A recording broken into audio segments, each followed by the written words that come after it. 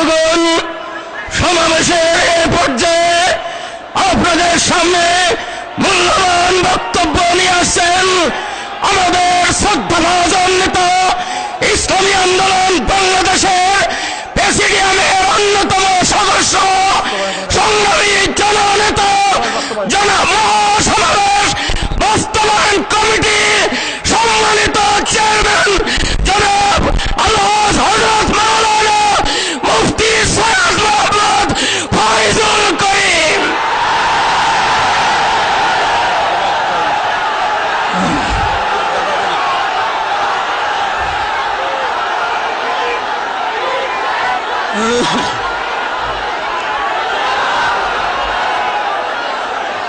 السلام عليكم ورحمة الله وبركاته.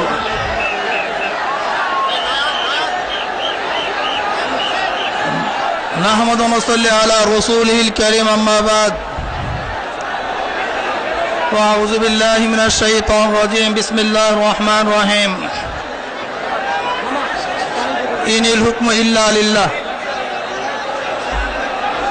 شهد الشيب اللهم صل على سيدنا ونبينا وشفيعنا وحبيبنا مولانا محمد صلى الله عليه وعلى آله وصحبه وبارك وسلم. ইসলামী আন্দোলন কর্তৃক আয়োজিত আজকে জাতীয় মহাসম্মেলনের আমাদের প্রাণপ্রিয় আমির হযরত মাওলানা মুফতি সৈয়দ মোহাম্মদ রেজাউল করিম পীর সাহেব চরমনাই দামাত বরকাতুহুম, দিগার ওলামায়ে কেরাম, দিন প্রিয় দেশ প্রেমিক ভাইরা আমার, অনেকেই প্রশ্ন করেন যে জোটবদ্ধ আন্দোলন চলতেছে, রাজনৈতিক দলগুলি নতুন নতুন জোট করার জন্য তারা ছোট ছোট রাজনৈতিক দলের দুয়ারে দুয়ারে ঘুরছে। এই মুহূর্তে আপনারা 14 দলের কোনো জনসভা নয়, 21 দলের কোনো জনসভা নয়, মহাজোট নয়, এক দলীয় মহাসম্মেলন কেন করলেন? ইসলামী আন্দোলন বাংলাদেশ মনে করে দেশ পরিবর্তনের মাধ্যমে মানুষের শান্তি আসতে পারে না, দল পরিবর্তনের মাধ্যমে মানুষের শান্তি আসতে পারে না, নেতা শুধু পরিবর্তনের মাধ্যমে মানুষের শান্তি আসতে পারে না। আমাদের শায়খ মোর্শেদ আমির রহমাতুল্লাহ আলাইহি বলছেন, যতক্ষণ পর্যন্ত নীতি পরিবর্তন না আসবে ততক্ষণ পর্যন্ত মানুষের শান্তি আসতে পারে না। এদেশ মুসলমানদের থেকে ব্রিটিশ দখল করেছে। বহুত আন্দোলন সংগ্রামের ভিত্তিতে পাকিস্তান নামীয় একটি দেশ আমরা পেলাম, দেশ পরিবর্তন হলো, আবার সংগ্রাম আন্দোলন শুরু হয়ে গেছে। বাংলাদেশ নামে এক ভূখণ্ড আমরা পেলাম, কিন্তু মানুষ শান্তি পায় নাই। আমরা আওয়ামী লীগ দেখেছি, বিএনপি দেখেছি, জাতীয় পার্টি শাসন দেখেছি, সোনার বাংলা, সবুজ বাংলা, নতুন বাংলা দেখেছি, বর্তমান ডিজিটাল বাংলা দেখতেছি, কিন্তু মানুষের শান্তির কোনো পরিবর্তন আসে নাই। আমরা বহু শাসক দেখেছি, জিন্না সাহেবকে দেখছি, আমরা আইয়ুব খানকে দেখেছি, আমরা দেখেছি শেখ সাহেবকে, আমরা দেখেছি মুস্তাক সাহেবকে, আমরা দেখেছি জিয়াউর রহমান সাহেবকে, দেখলাম আমরা সত্তার সাহেবকে, না আবার দেখলাম দীর্ঘ 9 বছর 10 মাস পর্যন্ত ব্রাকে থাকা শেরশাহ সাহেবকে, না তিনিও শান্তি দিতে পারেন নাই। আবার 1991 সনে এদেশের মানুষ চিন্তা ভাবনা করলেন, পুরুষরা সম্পূর্ণ নেতৃত্ব দিতে ব্যর্থ, তারা নেতৃত্ব দেওয়ার যোগ্যতা হারিয়ে ফেলছে, নিয়ে আসা গৃহিণীকে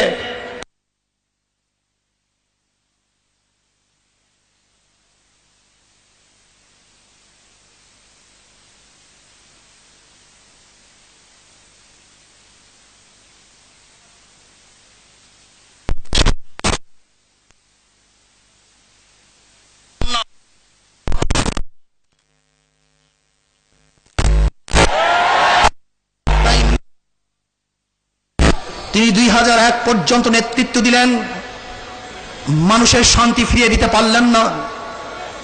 আবার আন্দোলন শুরু করলাম, হঠাৎ শেখ হাসিনাকে নিয়ে আসলাম। ওই 91 থেকে 96 পর্যন্ত পাশ করছিল না ফেল করছিল, সেই ফেলুয়াকে 2001-এর নির্বাচনে আবার প্রাইম মিনিস্টার বানালাম। কিছুদিন যেতে না যেতেই এদেশের মানুষ আবার আন্দোলন শুরু করেছে, সংগ্রাম শুরু করেছে। হবে না, অযোগ্য, যোগ্যতার প্রমাণ দিতে পারে নাই। আবার নিয়ে আসলাম 96 থেকে 2001 পর্যন্ত যে ফেল করছিল সেই ফেলুয়াকে আবার দ্বিতীয়বার নেতৃত্বে আমরা বসালাম। কিন্তু 2-2.5 বছর যেতে না যেতে এদেশের মানুষ আবার সংগ্রাম শুরু করেছে, আন্দোলন শুরু করেছে। চাঁদপুরে মানুষ জীবন দিয়েছে, লক্ষ্মীপুরে মানুষ জীবন দিয়েছে। আজকে ইলিয়াস আলীকে গুম করা হয়েছে। হাজারো মানুষ জীবনের বিসর্জন দিয়ে আবার নেতৃত্ব পরিবর্তন করার সংগ্রামে অংশগ্রহণ করেছি।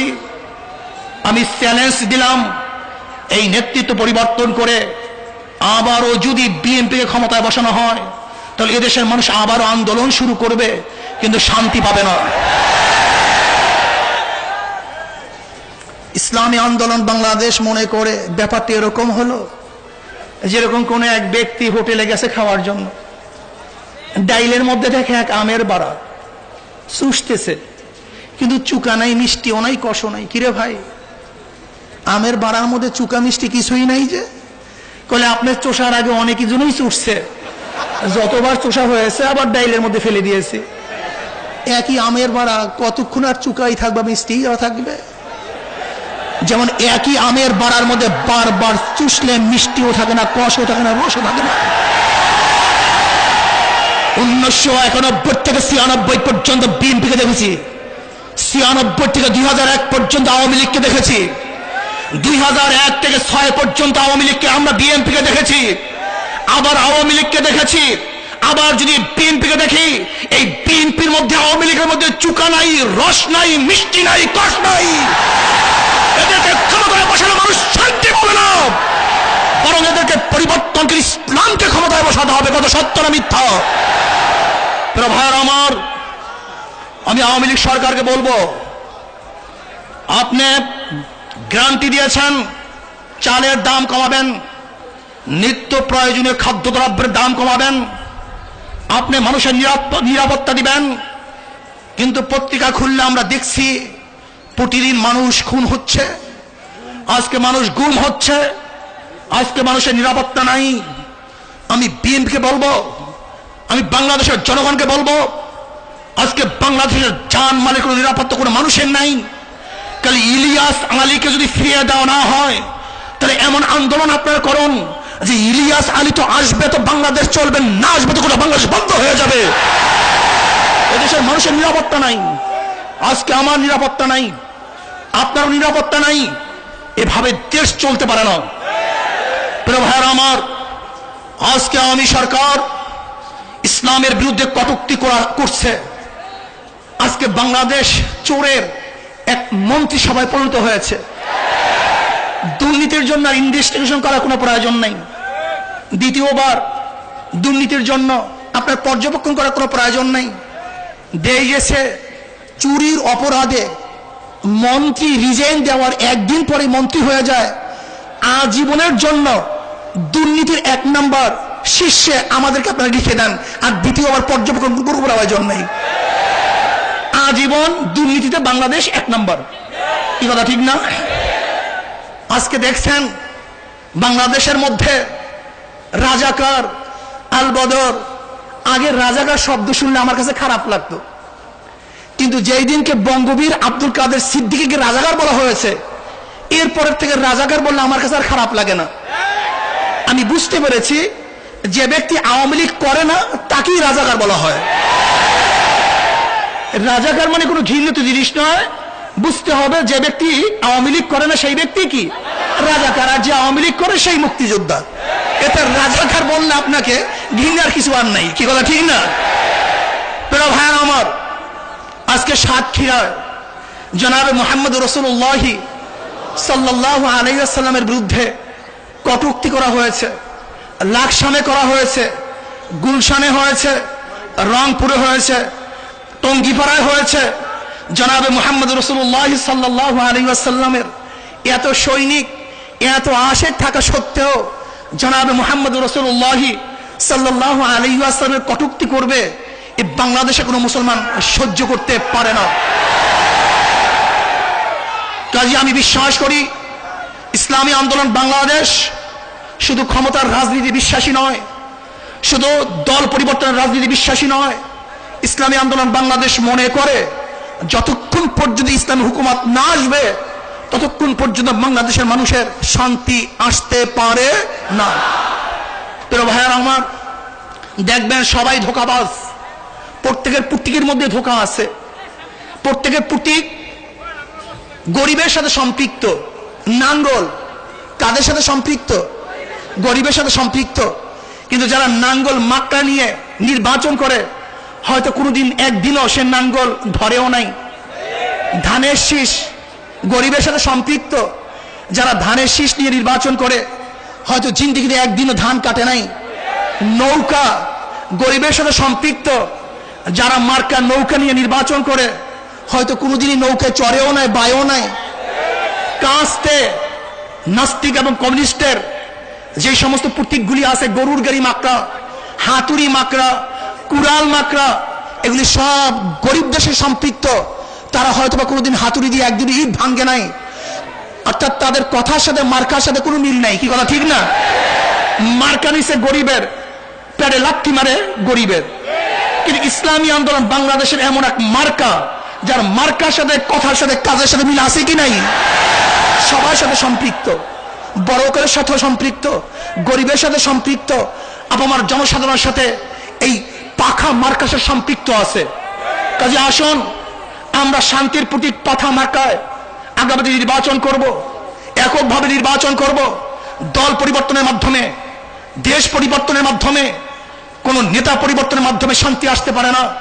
যতক্ষণ পর্যন্ত ইসলাম এবং মানবতা দরদি কোন নেতার পরিবর্তন না আসবে, ততদিন পর্যন্ত দেশে শান্তি আসতে পারে না। আসুন আমরা সম্মিলিতভাবে একটা বিপ্লব ঘটাতে হবে, আন্দোলন করতে হবে, রাজপথে একটা লড়াই করতে হবে। আমি জনাব আব্দুল কাদের সিদ্দিকী সাহেবকে বলবো, নেতৃত্ব দেওয়ার জন্য বয়সের প্রয়োজন নাই, যোগ্যতার প্রয়োজন।